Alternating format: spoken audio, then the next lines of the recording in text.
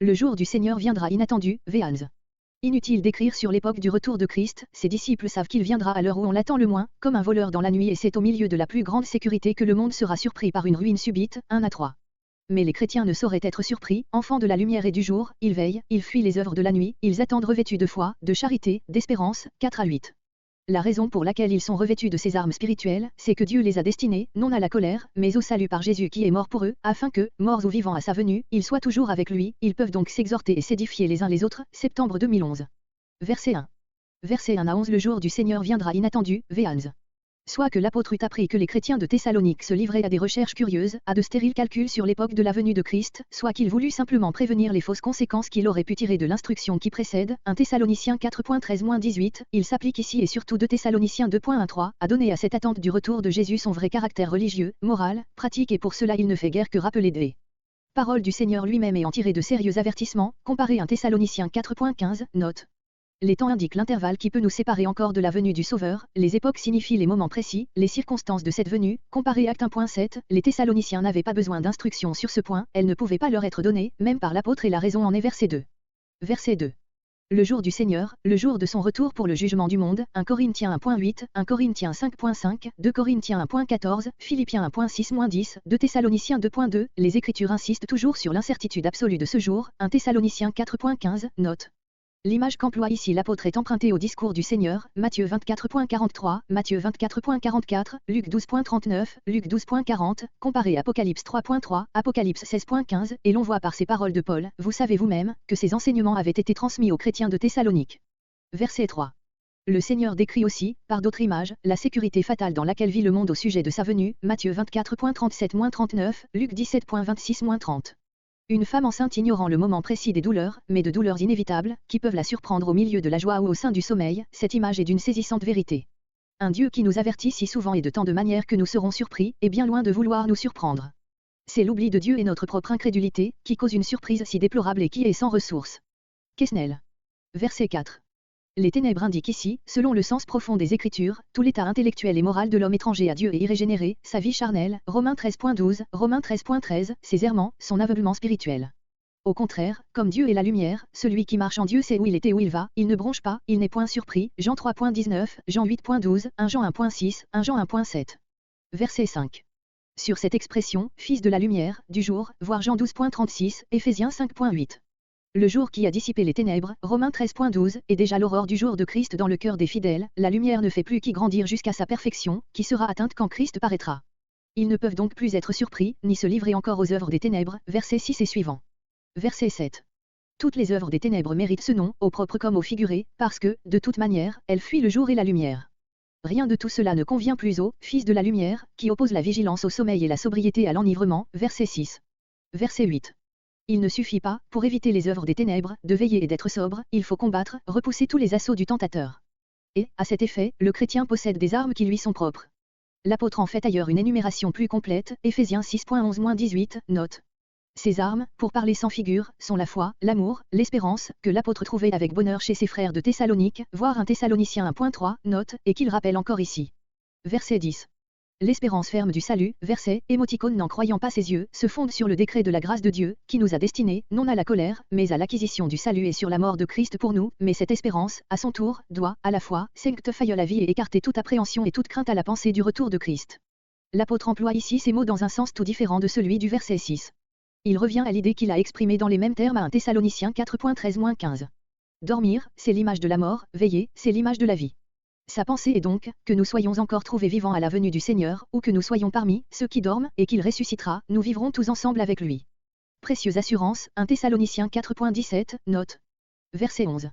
Ce mot exhortez-vous les uns les autres est le même que nous rendons, 1 Thessaloniciens 4.18, par consolez-vous les uns les autres, le terme original ayant les deux sens.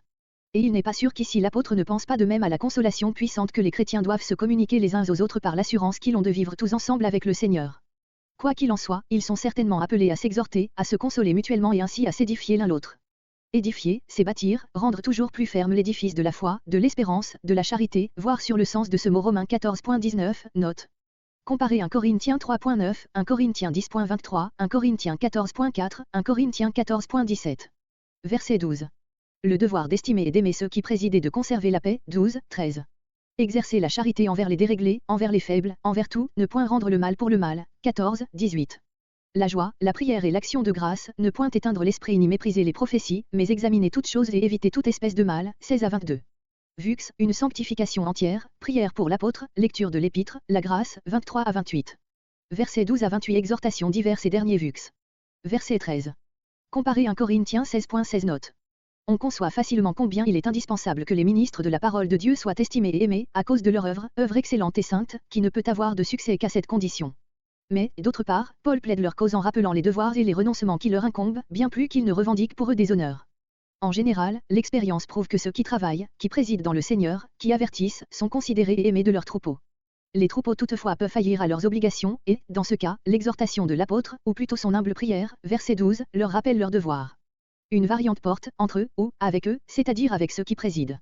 Elle n'est pas fondée, mais cette exhortation générale à conserver la paix peut se lier à celle qui précède, la désunion, le trouble dans les troupeaux venant souvent d'un manque d'égard pour les pasteurs et pour leurs avertissements. Verset 14. On voit que l'apôtre recommande à tous les membres de l'Église et non pas seulement à ses conducteurs de pratiquer cet amour fraternel, plein à la fois de fidélité et de tendre support. Il faut de la sévérité pour arrêter les dérèglements qui viennent des esprits brouillons et inquiets, de la douceur pour encourager ceux qui se laissent abattre par leurs fautes ou par leurs scrupules, de l'application et de la charité pour souffrir et instruire ceux qui pêchent par défaut de lumière et d'instruction. Quesnel. Verset 15. Voir sur cet exercice de la charité, qui est le devoir le plus important de la vie chrétienne, mais qui est difficile pour les croyants eux-mêmes, Romains 12.20, Romains 12.21, note. Verset 16. Comment peut-on être toujours joyeux?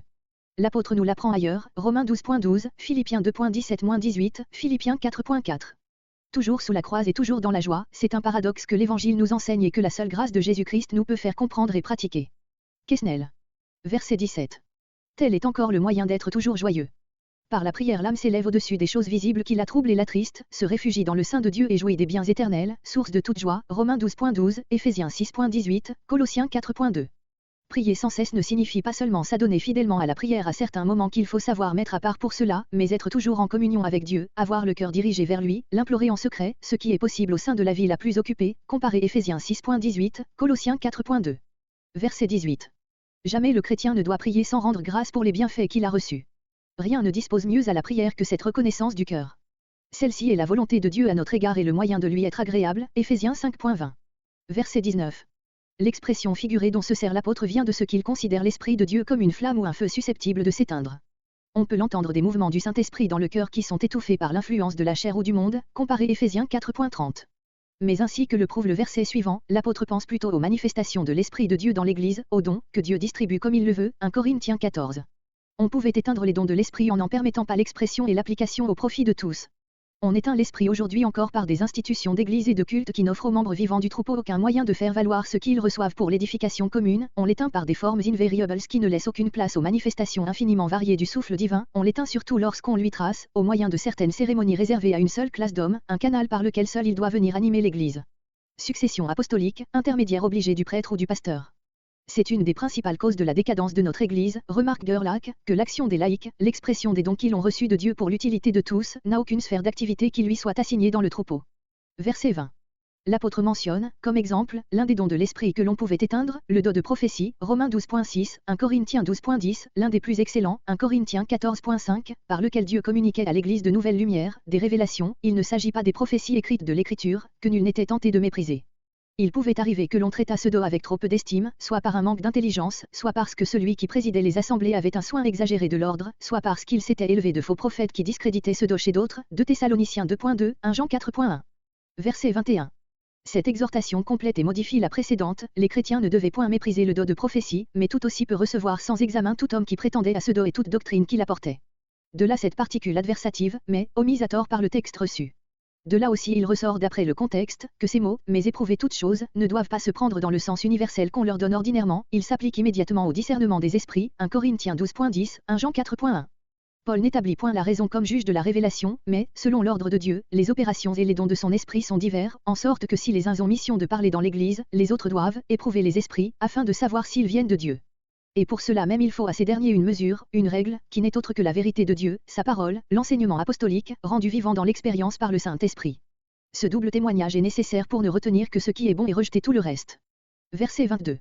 Ce précepte complète aussi le précède sous cette forme négative. Retenir ce qui est bon, c'est s'abstenir de toute espèce de mal, du mal sous quelque forme qu'il se présente. nos anciennes versions traduisent « de toute apparence de mal », mais le mot employé par l'apôtre n'a pas ce sens. Verset 23. À la suite de toutes ces exhortations qui supposent l'œuvre de l'homme travaillant à sa propre sanctification, Paul tourne sa pensée vers l'œuvre de Dieu, il élève son cœur vers le Dieu de la paix, source de toute paix, celui qui la donne à ses enfants, il lui demande d'accomplir lui-même tous ses préceptes, de réaliser tous ses traits de la vie chrétienne dans les âmes de ses lecteurs. Bien plus, il promet, au nom du Dieu fidèle, qu'il en sera ainsi, verset 24. Tous les commandements de Dieu, en effet, toutes les expressions de sa sainte volonté sont en même temps des promesses de sa part, car, il donne ce qu'il ordonne, comparez Philippiens 2.12, Philippiens 2.13. La sanctification que l'apôtre souhaite à ses lecteurs embrasse les trois parties qui composent l'homme entier, l'esprit, l'âme et le corps, voir sur ces termes 1 Corinthiens 2.14, note et 1 Corinthiens 15.45, note. L'esprit est sanctifié, conservé irrépréhensible, quand il est pénétré et conduit par l'Esprit de Dieu, qui y fait régner la lumière et la vie divine, l'âme est sanctifiée quand toutes les impressions, les affections, les désirs dont elle est le siège sont sous la domination de l'Esprit, sanctifié lui-même et non sous l'empire de la chair et du monde. Le corps est sanctifié quand ses appétits et ses besoins sont élevés et purifiés par l'influence respective de l'âme et de l'esprit et quand ses membres et toutes ses forces servent d'instruments à l'accomplissement de la volonté de Dieu. Dans cette hiérarchie, l'esprit doit régner sur l'âme et l'âme sur le corps. Il pourrait sembler inutile d'insister ainsi sur la sanctification de chaque partie de l'être humain, attendu que, si l'esprit est sanctifié, l'âme et le corps le seront aussi. Le péché, en effet, ne consiste-t-il pas en ce que l'esprit, séparé de la communion avec Dieu pour qui il était créé, est tombé sous la domination de la chair, d'où est résulté tout le désordre moral que nous observons dans la nature humaine. Cela est vrai et toutefois l'Écriture insiste sur la sanctification de l'âme et du corps, Romains 6.12-19, Romains 12.1, 2 Corinthiens 7.1, afin de prévenir l'erreur funeste qui a porté tant d'hommes à croire qu'ils pouvaient servir Dieu de leur esprit, tandis qu'ils n'attachaient aucune importance à ce que les affections de l'âme fussent bien réglées, ni, surtout, à ce que les actions du corps fussent sous la discipline de l'esprit. L'homme éteint dans ses facultés et ses forces diverses, il ne peut être vraiment régénéré et dans une communion réelle avec Dieu, que lorsque son être entier est devenu un temple du Saint-Esprit. Dans ce passage encore, l'apôtre dirige la pensée du fidèle vers la venue de Jésus-Christ, afin qu'il trouve en elle un puissant motif d'avancer dans la sanctification. Être trouvé irrépréhensible, non seulement aux yeux des hommes, 1 Corinthiens 4.3-5, mais devant celui qui sonde les cœurs, Romains 9.1 note, tel est le but constant de tous les efforts du chrétien. Verset 24. Celui qui vous appelle ne signifie pas seulement celui qui vous invite ou qui vous fait connaître, par l'Évangile, le chemin du salut, car ce mot appel désigne toujours une action intérieure de la grâce qui rend efficace cette vocation, voir Romains 1.6, note. Or cette action divine, dont le croyant a déjà éprouvé la réalité dans sa propre expérience, est pour lui le plus puissant témoignage que Dieu continuera jusqu'à la fin son œuvre en lui. L'apôtre en trouve surtout le garant dans une des perfections de Dieu lui-même, il est fidèle, immuable dans les desseins de sa grâce, dans son amour éternel, il le fera, verset 24, comparez 1 Corinthiens 1.7-9, Philippiens 1.6. Verset 25. Comparez, Éphésiens 6.18. Verset 26. Voir Romains 16.16, note, 1 Corinthiens 16.20, 2 Corinthiens 13.12. Il était d'usage en Orient que des amis se saluassent par un baiser, de là le baiser fraternel des chrétiens, un saint baiser, ou baiser de charité, 1 Pierre 5.14. Verset 27. On pourrait voir dans ces paroles une simple recommandation de l'apôtre que sa lettre soit lue à tous les membres de l'Église, qu'aucun ne manque quand il en sera fait lecture, ou qu'elle soit communiquée à ceux qui seraient absents. Telle est l'opinion de beaucoup d'interprètes. Mais alors, pourquoi cette solennelle adjuration par le Seigneur? Il faut, avec Calvin, chercher un autre motif de ces paroles. Il craignait, ou que des hommes mal intentionnés et envieux ne supprimassent sa lettre, ou que d'autres, par une fausse sagesse et une prudence charnelle, ne la communiquassent qu'à un petit nombre. Car il y a toujours de ces gens qui nient que les choses qu'ils reconnaissent eux-mêmes comme excellentes soient utiles aux vulgaires. Ainsi l'Esprit de Dieu veut que ce qu'il a produit dans cette lettre, par le ministère de Paul, soit publié au sein de toute l'Église. D'où il paraît qu'ils sont plus endurcis que les démons, ceux qui, aujourd'hui, interdisent au peuple la lecture des épîtres de saint Paul, puisqu'ils ne sont point émus d'une si sévère adjuration. Verset 28. Comparez 1 Corinthiens 16.23, Philippiens 4.23. À quoi doivent aboutir les instructions, sinon à nous faire désirer la grâce pour les pratiquer? Quesnel.